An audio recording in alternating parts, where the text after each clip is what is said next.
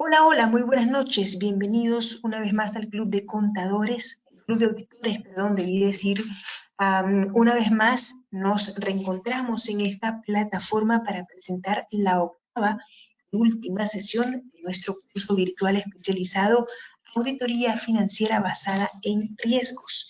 Con nosotros ya se encuentra nuestro invitado especial, el doctor Luis Hidalgo, quien está en plataforma. Muchísimas gracias, doctor Luis, por estar nuevamente con nosotros. Siempre un gusto saludarles y tenerle acá en plataforma. Sin más preámbulos, les cedo las pantallas y los micrófonos para que pueda iniciar. Adelante. ¿Qué tal, Blanca? ¿Cómo están? Muy buenas noches a toda la audiencia, a todos los públicos. Para mí también es un placer. Ya finalizando y cerrando la semana con este bonito curso que es Auditoría basada en riesgos. Bueno, la sesión del día de hoy vamos a hablar de pasivos. ¿Cuál es el mejor tratamiento para la auditoría de los pasivos de acuerdo al marco normativo en International Standard Audit y de acuerdo a normas internacionales de información financiera, ¿no? Para mí siempre es un placer estar con ustedes, agradecerles durante estas casi 24 horas, ¿no?, divididas en 8 sesiones académicas, su presencia. Como les comenté, espero haber ayudado, aportado en sus conocimientos, tips, dudas respecto a todos los temas que hemos ido conversando, ¿de acuerdo? Y ya llegando al procedimiento de la última revisión de lo que son las obligaciones del estado de situación financiera, y documentando a través del memorándum sumario o llamado memorándum de cierre de las conclusiones. Acuérdense que en la auditoría nosotros tenemos 3 etapas, ¿no? La primera etapa, la etapa de la planificación y el entendimiento del negocio, la identificación de los riesgos, la determinación de la materialidad, el error de tolerancia y el summary audit difference. Identificación de los riesgos, entender el negocio a través de los flujos, partiendo de los SCOTs, entendiendo las narrativas, entendiendo los procesos, distribuyendo los procesos en función al negocio, ¿no? Y determinando las cuentas que vamos a revisar que superan el concepto del error de tolerancia que nosotros les damos para los rubros significativos y que sean. Luego de ello, establecer la estrategia, se dirá cuál es la mejor estrategia para poder auditar una información financiera. O ir a una estrategia de confianza en controles, o ir a una estrategia de no confianza en controles y directamente a los saldos, ¿ya? El auditor tiene la potestad de ir bajo esos dos frentes. O ir a una estrategia de control interno, o ir a una estrategia de control sustantivo, discúlpenme, de revisión de saldos. Ustedes me dirán, profesor, y en la práctica, en la vida real, ¿cuál es la mejor forma? Eso depende de la industria, ¿ya? Por ejemplo, si tú eres un auditor o estás haciendo una auditoría de banca, de empresas retail o de empresas de telecom, donde el negocio trazablemente es de alto volumen de transacciones y complejos, por las estimaciones, transacciones de negocios que se hacen en ese tipo de actividades. Y la mejor estrategia para poder auditar es basado en control interno, porque se supone que este tipo de negocios que se dedican a la banca, al tema de entidades de insurance o seguros, el tema de los que son retail o tiendas por departamento, y las empresas de telecomunicaciones hacen mucha inversión para que su control interno se base en temas sistemáticos o de controles automatizados. Por tal motivo, el evaluar o hacer una auditoría financieramente hablando, basado en revisión de saldos, obviamente entendiendo los procesos, no es la mejor inversión o no sería la más saludable, ¿ya? Yo me acuerdo mucho que hace unos años un asistente de auditoría me hizo un comentario bastante gracioso, cuando comenzó, y me decía Luis, el socio que me entrevistó para poder entrar a la firma y bueno, luego integrarme a tu equipo de trabajo, me hizo un comentario. Me dijo, ¿me puedes decir qué procedimiento harías para auditar la cuenta de ingresos en una empresa que se dedica al retail o tiendas por departamento, ¿no? Y bueno, y él me dice, ¿no? En ese momento yo entraba y entendía y le dije, bueno, cruzaría el libro mayor con el balance de comprobación y verificaría el saldo. Y le dice, ¿nada más? ¿O qué haría? Bueno, revisaría documentos. ¿Y tú cuánto crees que tú revisarías para auditar a través de revisión de documentos la cuenta de ingresos de una tienda de departamentos que tiene millones y millones de facturación diaria, mensual y trimestralmente? Y en torno de broma le dijo, si tú me dices así que tú revisarías documentos de muestra de manera selectiva, te tardarías unos 4 o 5 años para que recién tengas alcance. En otras palabras, eso significa estrategia, muchachos. Hay entidades, ¿de acuerdo?, que tú tienes que diseñar y entender conceptos por el cual tú puedes ir a un enfoque no netamente sustantivo, sino vas a tener que ir a las cuentas de control interno. De ahí las metodologías que se diseñan para la revisión de las auditorías, ¿de acuerdo? Sin embargo, y ahí ponemos el sin embargo, hay entidades que no necesitan esto ser revisadas de una manera a través de control interno, sino a través de nivel sustantivo, porque la inversión en el RP de repente es un poco más frágil. No quiere decir, ojo, que, o no me malinterpretes, que el RP no sirve, no estoy diciendo eso, sino que para el objetivo del proceso de auditoría es más conveniente en temas de horas hombre, porque acuérdense que mientras la realización de un trabajo de contabilidad son 12 meses, ¿de acuerdo? 12 meses de 30 días son 360 días y la auditoría tú la tienes que hacer entre 8 semanas aproximadamente o quizás hacerla en 9 semanas y te tomará, estamos hablando de 8 horas hombre. Entonces es muy difícil que en algunas auditorías se base en el control interno. Y les digo, ¿por qué? Porque la auditoría de control interno, hacer una auditoría de control interno para poder evaluar y hacer pruebas de control interno toman un tiempo significativo y aproximadamente las horas que se incurren son a máximo entre 4.000 a 7.000 horas, ¿no? O quizás 8.000 horas, porque el equipo es más multidisciplinario, pero el equipo necesita más expertos y vas con, no solamente con los auditores financieros, sino vas con un equipo multidisciplinario, ingenieros, entre otros profesionales que te apoyen a hacer este tipo de auditoría y sean bastante sustancial. ¿Ya? Entonces, pero eso dependerá y eso se le llama estrategia. Entonces, es muy importante que el auditor entienda, conozca y se base en el desarrollo de cómo va a ejecutar esa estrategia. ¿De acuerdo? Luego de ello, tú ya haces un entendimiento vertical y horizontal de la información financiera. Luego que tú has definido qué tipo de estrategia vas a seguir. Identificarás los issues o los asuntos contables, obviamente, y de las cuentas principales que vas a revisar, porque tú te basas en un error de tolerancia. Se supone que las partidas por debajo de ese error tolerable no las vas a revisar porque no te hacen daño para un concepto de razonabilidad.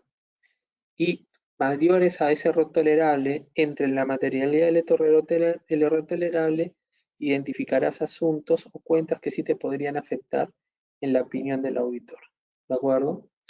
Se identifica, se diseñan los procedimientos en función de naturaleza, alcance y oportunidad.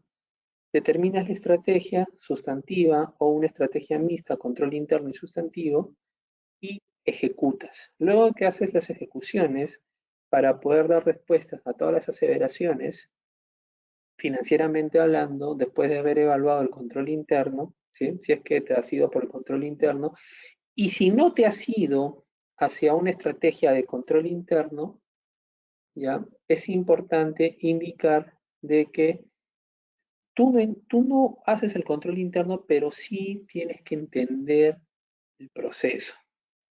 ¿Qué quiere decir eso, estimados alumnos, estimados colegas?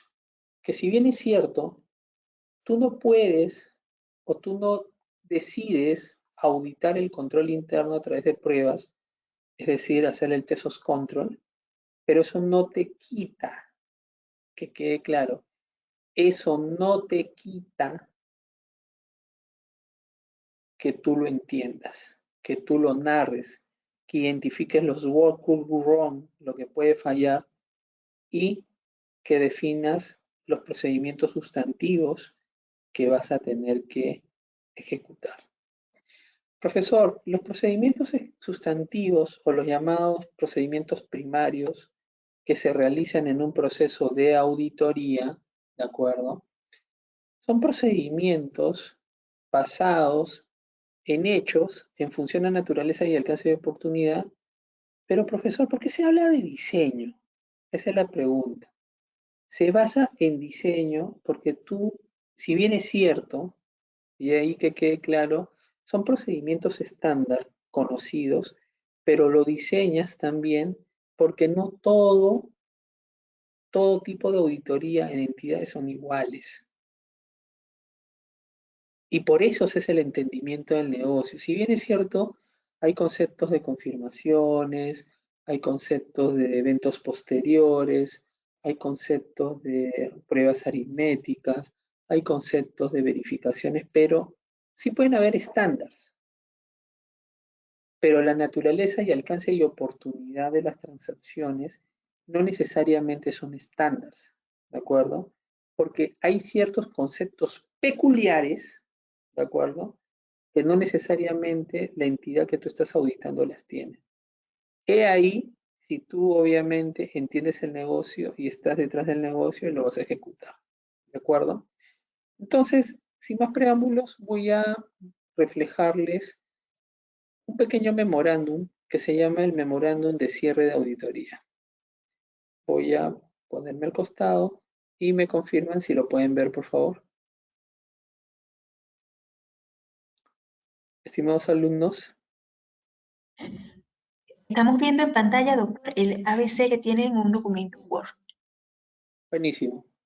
Este memorándum es el memorándum resumen de conclusión del proceso de auditoría, señores. Es donde ya tú vas a sentar tu posición y vas a documentar tus conclusiones respecto a las transacciones más importantes o a los eventos que tú has desarrollado dentro de tu estrategia. Ese documento es un documento que tiene que ir acompañado junto con tu carta de manifiesto, con tu cédula de ajustes de auditoría identificadas y con tu informe. Este documento resume toda la estrategia del auditor en un documento que se llama Memorándum Resumen de Revisión. Ustedes me preguntarán, profesor, ¿y en las mejores prácticas de auditoría este memorándum se tiene que hacer obligatoriamente? La respuesta es sí, ¿ya? Las mejores prácticas de auditoría hacen que se diseñen este tipo de conceptos y hacen que se ejecuten este tipo de conceptos, ¿ya? No se realiza de una manera aislada, de una manera por conveniencia. Se tiene que hacer sí o sí, ¿de acuerdo? Entonces vamos a poder graficar un poco y resumir este tema, ¿no? Se comienza con el nombre de la entidad, el memorándum, revisión de sumario, la descripción de la compañía y el alcance con la que auditaste, ¿no? Esta es una compañía ABC que se constituyó en tal, subsidiaria de tal grupo, domiciliada en tanto. La actividad de negocio, ¿no? Aquí está, se coloca, se explica un concepto de un contrato específico, el alcance, ¿no? Te dice que son procedimientos, ¿no? Resumir los procedimientos que se han realizado, que se tiene que hacer una auditoría en función a NIAS, de acuerdo a las aprobadas por el Consejo de Junta General de Decanos del Colegio de Contadores, opinar y concluir sobre también el alcance normativo NIF. Y acá yo resalto una pregunta. ¿Por qué se hace mención que las NIAs tienen que ser las NIAs aprobadas por la Junta de Decanos de los Colegios de Contadores Públicos y no utilizo un concepto de NIAs global? Por favor, Blanca, trasládele las consultas. ¿Por qué acá en Perú se utiliza un concepto de NIAs aprobadas por el Consejo Normativo Contable? Discúlpeme, las NIAs aprobadas por la Junta de los Decanos de los Colegios de Contadores Públicos y no utilizo las NIAs internacionales? Porque yo no digo que utilizo las normas internacionales de auditoría sin incluir el concepto de la Junta Decano de la Junta de los Decanos de los Colegios de Contadores Públicos del Perú. A ver, ¿quién me ayuda? Pregunta de grado de académico. ¿Quién me ayuda a contestar esta pregunta?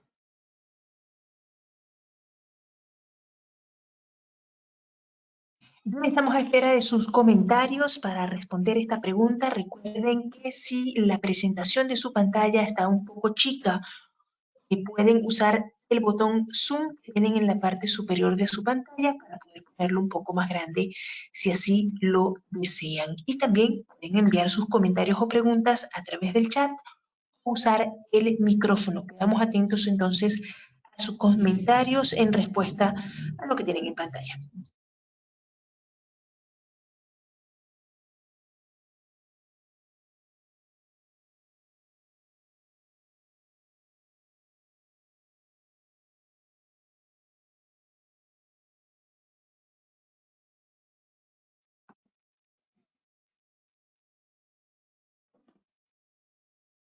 A ver, los escucho.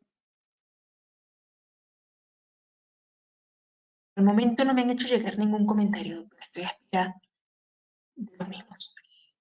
Ya, yo le voy a responder. Lo que pasa es que acá en el Perú todavía no se aprueba la NIA que habla sobre la modificación del dictamen de auditoría, donde la diferencia entre el dictamen estándar que utilizamos acá en el Perú se hablan sobre el alcance, la responsabilidad de la gerencia, la responsabilidad del auditor y la opinión del auditor, que es la estructura que forma la opinión o el dictamen del auditor. Sin embargo, bajo la nueva estructura de la NIA 701, que habla sobre el tema del informe, ahora te pide que reveles los conceptos relevantes, ¿no? ¿no? Y los conceptos importantes respecto al dictamen del auditor, ¿ya? Yo les voy a proyectar, me pareció bastante importante e interesante. Esta es la NIA 701, ¿ya? Acá en el Perú, por ejemplo, la única entidad que ha emitido su dictamen auditado en función a las nuevas NIAs internacionales de auditoría, ¿no? Que es la 701, que fue esta firma internacional PwC, PricewaterhouseCoopers, en la auditoría de Credit Corp, ¿de acuerdo? ¿Por qué se basó en este tipo de dictamen? Porque esta entidad es listada en la Bolsa de Nueva York, ¿ya? Y en la Bolsa de Nueva York ya le solicitaban que emitiera, ¿no?, este tipo de dictamen especial. ¿Cuál es la diferencia? ¿Ya? Y acá ese es un tema bastante importante, ¿no? Y bastante interesante que lo tengan en consideración, estimados alumnos, porque este es un tema que se viene de moda, y no sé si importante decirlo, ¿no? Miren, en la estructura del nuevo dictamen, discúlpeme que lo esté pasando tan rápido, pero quiero centrarme en lo relevante, ¿ya? Ahora se tiene que revelar esto en el dictamen de auditoría, riesgos valorados. Es decir, ya ahorita lo quiero ver para que lo puedan, observar rápidamente. Y estoy buscando, como este documento es bastante extenso,